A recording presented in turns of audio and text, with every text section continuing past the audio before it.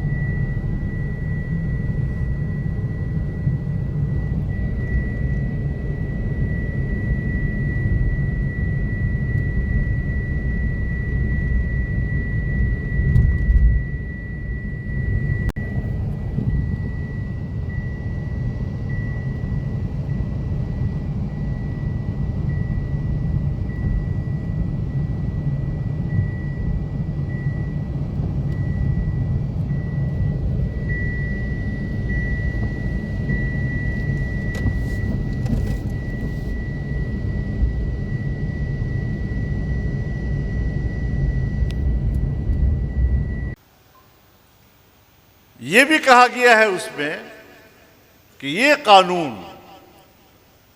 कि जिसमें फौज के अंदर के नए इंतज़ाम और उनके इख्तियारात का जिक्र किया गया है, उसमें वज़ीर आज़म के इंतज़ामी इख्तियारात जो उन इदारों में होने चाहिए, चाहे बर्री फौज के अंदर हो, चाहे फ़ज़ाई के अंदर हो, चाहे बहरी के अंदर, وہ بھی وہاں ایک شخص کے اندر مرتکز کر دیے گئے۔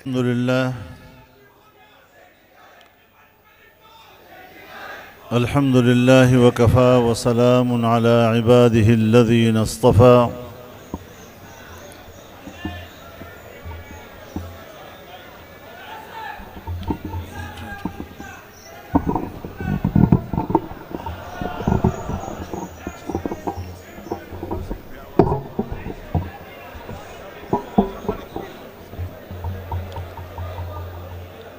لا سيما على سيد الرسل وخاتم الأنبياء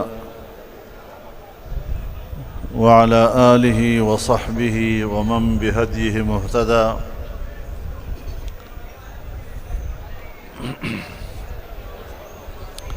أما بعد فأعوذ بالله من الشيطان الرجيم. بسم الله الرحمن الرحيم.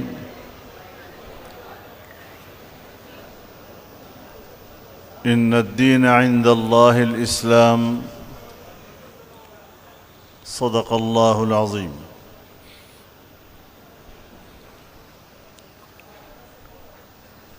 سب سے پہلے میں آپ تمام احباب سے اور تمام شرکائے مجلس سے معذرت خواہ ہوں کہ میں بیٹھ کر آپ سے بات کر رہا ہوں۔ مجھے امید ہے آپ عذر کو قبول فرمائیں گے۔ ہمارے پیچھے جو ساتھی بیٹھے ہیں ان کا یہ بھی خیال ہے کہ ہم تجھے دیکھ نہیں پا رہے، لیکن میرے خیال میں اگر نماز میں امام کی تلاوت سنائی نہ دے تو نماز میں کوئی فرق نہیں پڑتا، تو یہاں تو پھر بھی آپ کو آواز پہنچ رہی ہے۔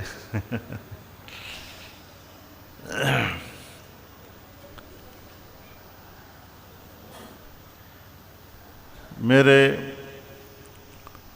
محترم رفقا نے مجھ سے پہلے جو ارشاد فرمایا، میں سوچ رہا ہوں کہ میں اس پر کیا اضافہ کر سکوں گا۔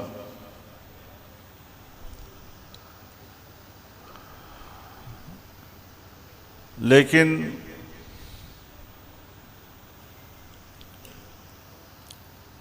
ہمارے اکابر اور اسلاف نے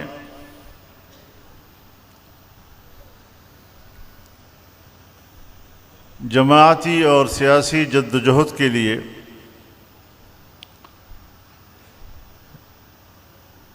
جو ہمیں تعلیمات دی ہیں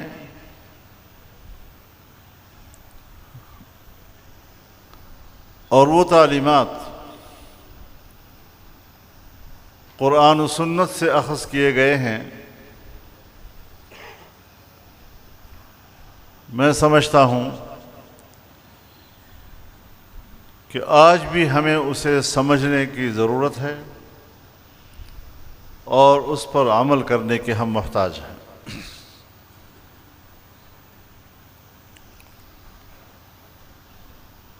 ایک اچھی ترتیب قائم کی ہے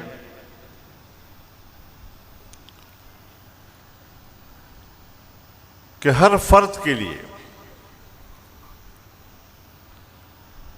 اولین چیز اس کا ایمان، اس کے دل میں امانت و دیانت و عبدیت،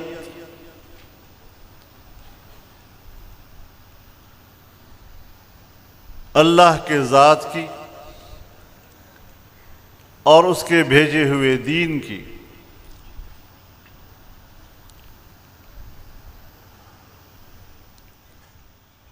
تو شخص سے ابتدا ہوتی ہے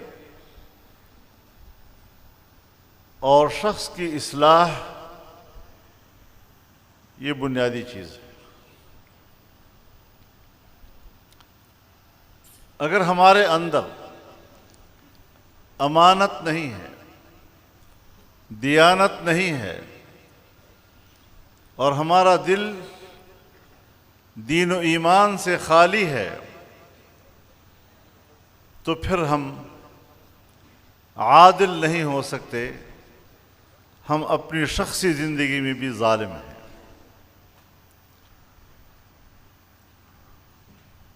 ایسے اشخاص پر مشتمل ایک گروہ اگر غلبہ حاصل کر لے تو پھر قوم پر بھی ایک ظلم ہی مسلط ہوگا، جبکہ دین اسلام کا جو مقصود ہے وہ معاشرے کو عدل فراہم کرنا ہے۔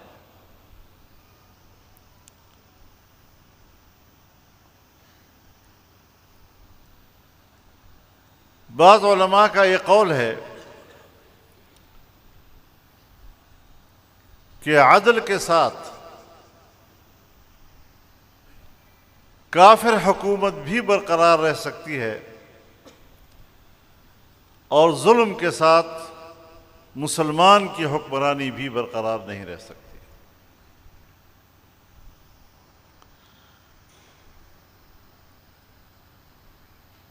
دوسری چیز،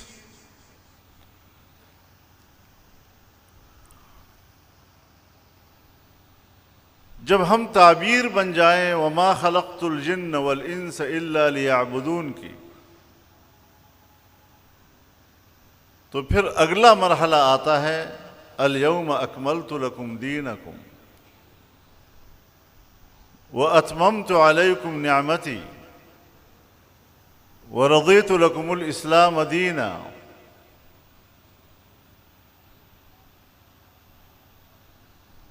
آج میں نے تمہارے لیے تمہارا دین مکمل کر دیا ہے۔ دین کا مکمل ہونا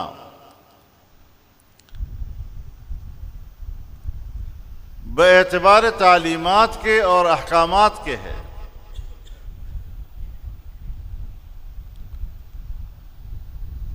لیکن پھر فرمایا وَأَتْمَمْتُ عَلَيْكُمْ نِعْمَتِي، میں نے اپنی نعمت تم پر تمام کر دی۔ اب اس نعمت کا مصداق کیا ہے؟ ہمارے اکابر نے جو تعبیر کی ہے وہ یہ کہ اتمام نعمت اس کامل اور مکمل دین کی حکومت و اقتدار کا نام ہے۔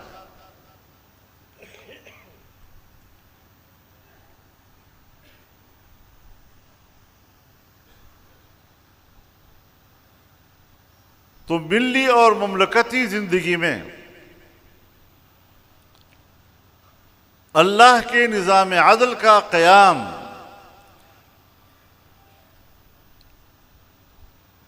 یہ وہ بڑی نعمت ہے۔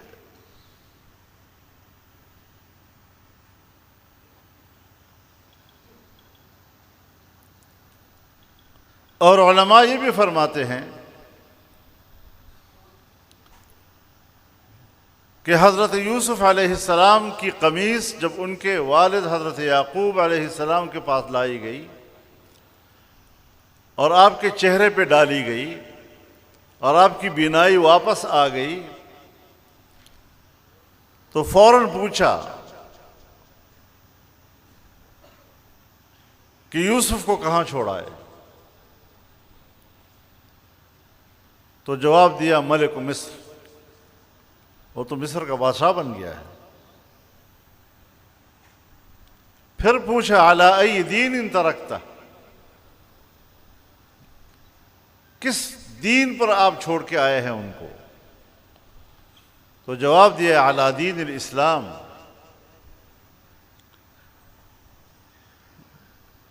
اسلام کے نظام کے ساتھ اس کو چھوڑ کے آیا ہوں۔ تو حضرت یعقوب علیہ السلام نے جواب دیا الآن تمت النعمہ، اب نعمت تمام ہو گئی۔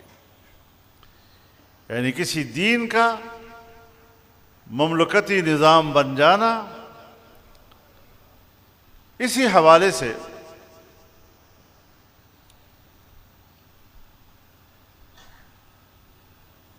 تاریخ اسلام میں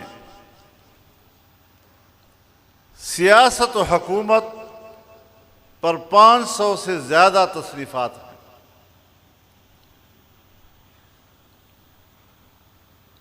مملکتی نظام کے حوالے سے اتنی بڑی رہنمائی اور کسی دوسرے مذہب میں نہیں ہے، لیکن ہم نے اس پہلو کو اہمیت نہیں دی، علمی اعتبار سے ہم نے اس کو فروغ نہیں دیا، اور کچھ عرصہ پہلے جب کراچی میں وفاق المدارس العربیہ کا اجلاس تھا تو میں نے وہاں علماء کی موجودگی میں یہ تجویز دی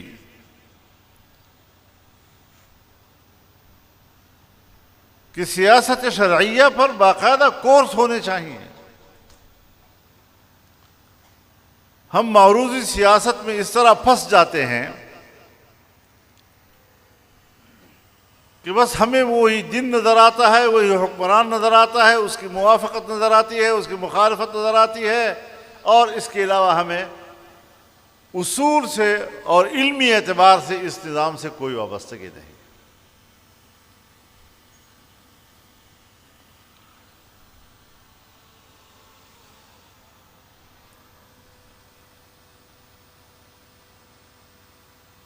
میں نے جتنے ائمہ اور مفکرین کی تعریفات دیکھی ہیں، اس کا خلاصہ ایک جملہ ہے: القیام علی الشیء بما یصلحہ۔ کسی چیز کا اس طرح وجود پذیر کرنا کہ وہ اصلاح کا ذریعہ بنے۔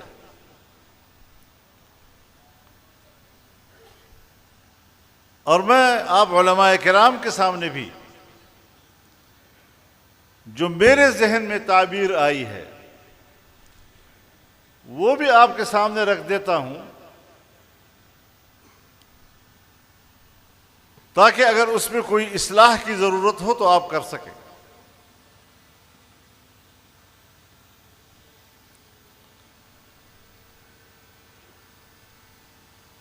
کہ مملکتی زندگی کا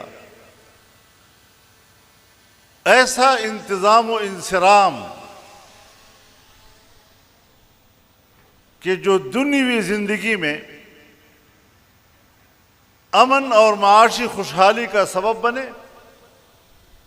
اور اخروی زندگی میں نجات کا سبب بنے، کیونکہ دین اسلام صرف مبدأ پر اکتفا نہیں کرتا بلکہ وہ معاد کو ضروری سمجھتا ہے کہ نتائج وہاں ہوں گے۔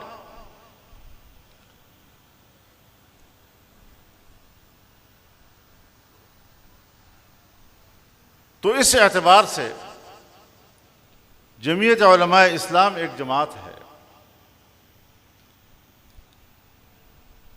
اور چونکہ انسان مدنی الطبع ہے، مل جل کر رہنے کا اس کا مزاج ہے اور طبیعت ہے، تو باہم شریک زندگی کے لیے قوانین کا محتاج ہے، نظام کا محتاج ہے، حکومت کا محتاج ہے، ایک دوسرے کے ساتھ حقوق وابستہ ہیں، ان انسانی حقوق کے تحفظ کا سوال ہے۔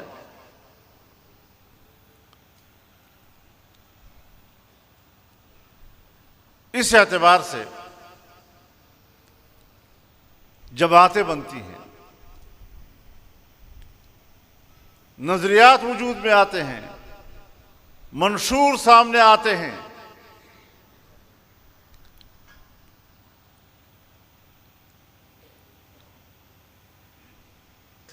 اور پھر اس کے بعد اس کو قوم کے سامنے پیش کیا جاتا ہے۔ یہ دعوت کا مرحلہ ہے۔ دعوت کے مرحلے میں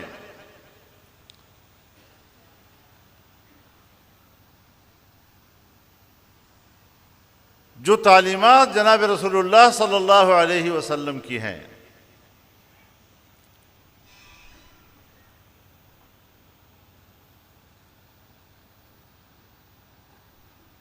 اور اللہ رب العالمین نے جو تعلیمات دی ہیں، ادع الی سبیل ربک بالحکمہ والموعظۃ الحسنہ وجادلہم باللتی ہی احسن،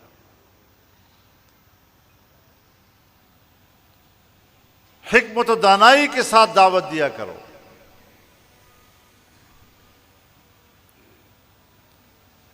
شائستہ انداز گفتگو کے ساتھ، گالم گلوچ، تلخ لب و لہجہ، یہ داعی کا انداز نہیں ہے، یہ منکر کا انداز ہے۔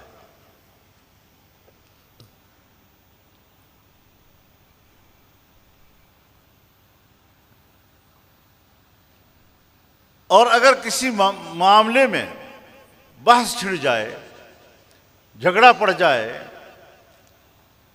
تو اس جھگڑے کو بھی شائستہ انداز کے ساتھ انجام تک پہنچاؤ۔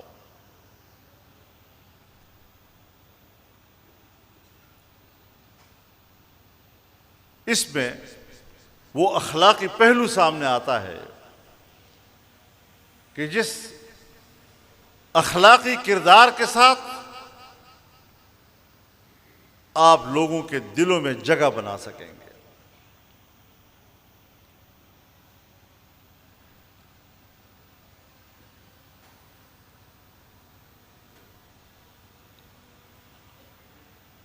اور اگر عوام اس کو قبول کر لیتے ہیں اور وہ آپ کی جماعت کا حصہ بن جاتے ہیں،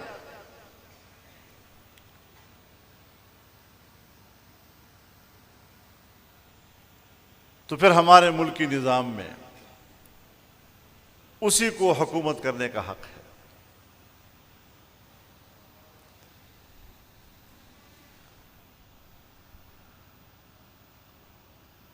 جمہوریت یہ ایسی اصطلاح نہیں ہے جو علماء کے نظر میں کوئی انجانی سی اصطلاح ہے۔ ہم اپنی کتابوں میں جمہور علماء کا یہ قول ہے اور جمہور علماء کی یہ رائے ہے اور اس قسم کی باتیں کرتے رہتے ہیں۔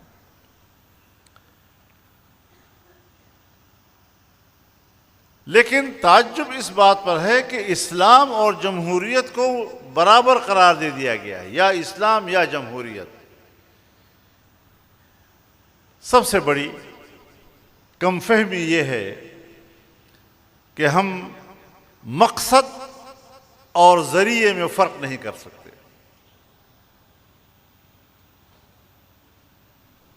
مقصد اسلام ہے، ذرائع مختلف ہو سکتے ہیں، ایک زمانے میں بھی ذرائع مختلف ہو سکتے ہیں، اور زمانوں کے تواتر کے ساتھ ایک زمانے میں ایک اور ذریعہ، دوسرے زمانے میں اور ذریعہ۔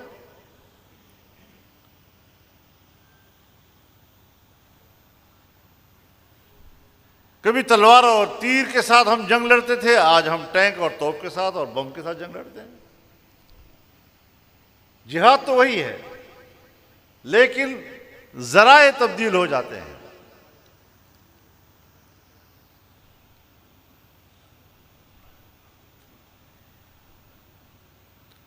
اب اس میں ایک مغرب کا تصور ہے اور ایک جو پاکستان کے آئین نے اس کا تعین کیا ہے۔ مغرب میں تو پبلک جیسے چاہے، معاشرہ جیسے مطالبہ کرے، معاشرے کی جو خواہش ہو اس کے مطابق قانون سازی کی جائے، تو یہ خواہشات کی اتباع ہے۔ لیکن ہمارا آئین کہتا ہے کہ قرآن و سنت کے منافی کوئی قانون نہیں بنایا جائے گا، یعنی پارلیمنٹ بھی نہیں بنا سکے گی۔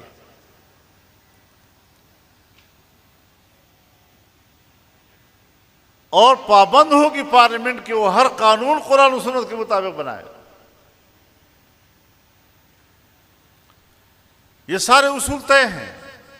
جمہوریت کو پابند کیا گیا ہے کہ یہاں اگر اکثریت بھی قرآن و سنت کے خلاف رائے دے گی تو قبول نہیں کی جائے گی، وہ قانون سازی نہیں کر سکے گی۔ ابتدا میں قواعد و ضوابط یہ تھے کہ اگر اسمبلی کے 40% اراکین کہہ دیں کہ یہ مسئلہ اسلامی نظریاتی کونسل میں جائے گا تو پھر لازم تھا کہ وہ اسلامی نظریاتی کونسل میں جائے۔ لیکن 26ویں ترمیم میں ہم نے یہ اصول بنوا لیا ان سے کہ 40% نہیں، اگر 22% اراکین کہہ دیں کہ وہاں جائے گا تو پھر اس قانون کو وہاں اسلامی کونسل میں بھیجا جائے گا۔ اب عقیدے کی بنیاد پر تو معاملہ طے ہے، اب آگے ہے عمل درآمد، تو عمل درآمد نہیں ہو رہا۔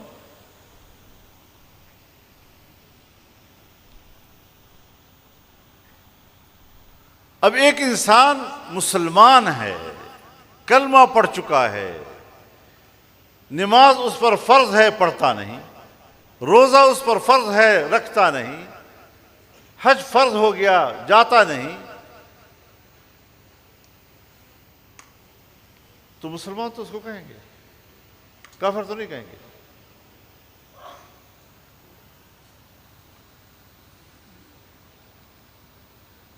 تو اگر ہمارے اکابر کی جدوجہد اور رہنمائی سے آئین طے ہے تو اس کا معنی یہ ہے کہ پھر ملک مسلمان ہے۔ اب حکمران اگر عمل نہیں کرتے تو یہ ان کی کوتاہی ہے اور ہم ان کے خلاف جنگ لڑ رہے ہیں۔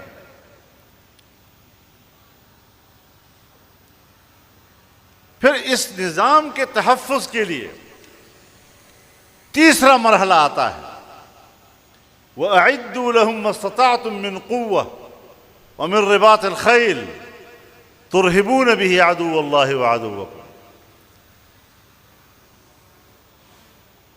کہ دشمن کے مقابلے میں جتنا تمہارے بس میں ہے اپنی قوت تیار کرو، جنگی ساز و سامان تیار کرو۔ کیوں؟ اسلامی سلطنت اور اسلامی حکومت کے حدود کا تحفظ بھی تو کرنا ہے۔ دشمن حملہ آور ہو جائے، سارا کچھ آپ کا بگاڑ دے، تو اس کے لیے ایک دفاعی قوت کی بھی ضرورت ہے۔ اب ایک دفاعی قوت وہ ہے کہ جو ہمارے عوام نے کرنا ہے۔ تو آج کے دور میں ایک طالب علم کی حیثیت سے میں سوچتا ہوں کہ قوت میں عموم ہے، اور جس لفظ کے معنی میں عموم ہو اس کو عوام کی طرف کر دو۔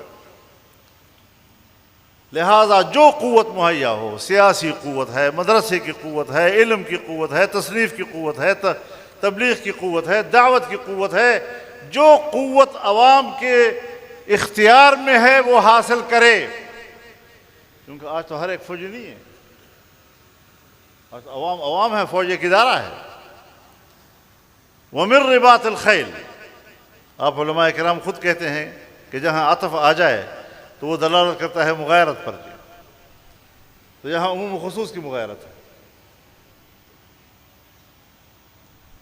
تو جنگی ساز و سامان میں آپ بنائیں ایٹم بم،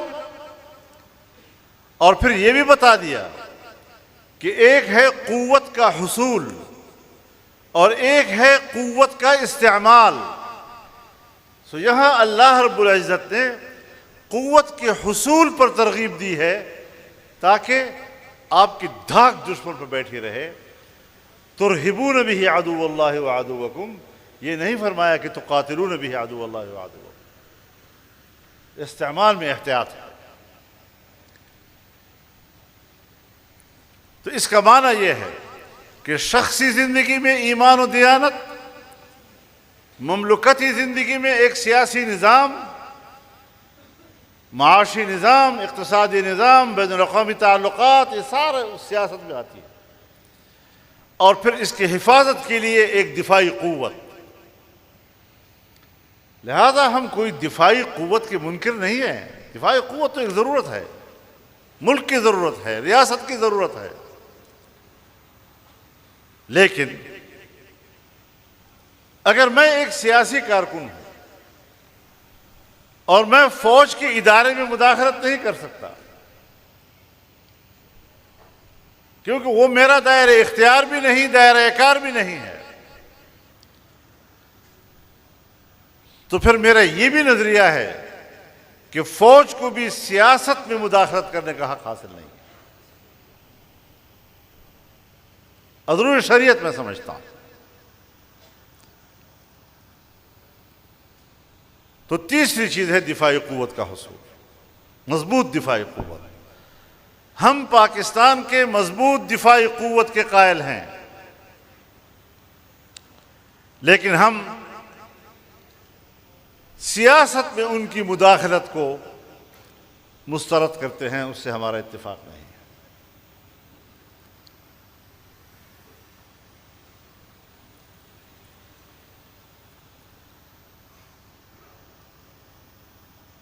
ہمارے ملک میں جو قانون سازیاں ہوتی ہیں، ابھی تازہ قانون سازی ہوئی ہے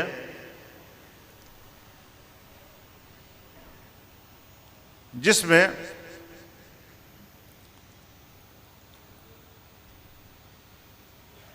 اس تیزی کے ساتھ قانون سازی کی گئی ہے کہ بعد میں جب ہم نے اس کو مطالعہ کیا نہ تو وہاں بحث ہوئی. میرے خیال میں حزب اختلاف کی جماعتوں نے بھی اس کو باریکی سے نہیں دیکھا، لیکن جو اس کی شکل سامنے آ رہی ہے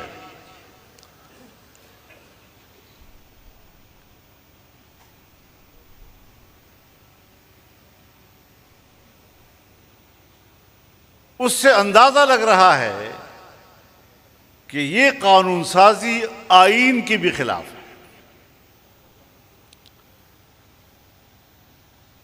آئین سے متصادم ہے.